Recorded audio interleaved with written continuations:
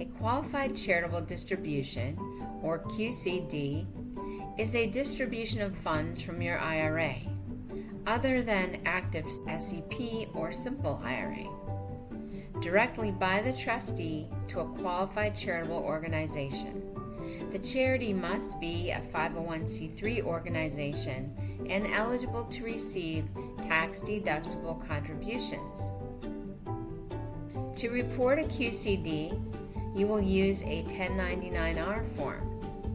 Start by selecting Tax Home, Wages and Income, pick up where you left off, scroll down to Retirement Plans and Social Security. First, enter your 1099-R. Next, on the screen, do any of these situations apply to you? Be sure to check the box, I transferred all or part of this money directly to charity. Then enter the amount of your contribution. If you need more help, visit ttlc.intuit.com/community.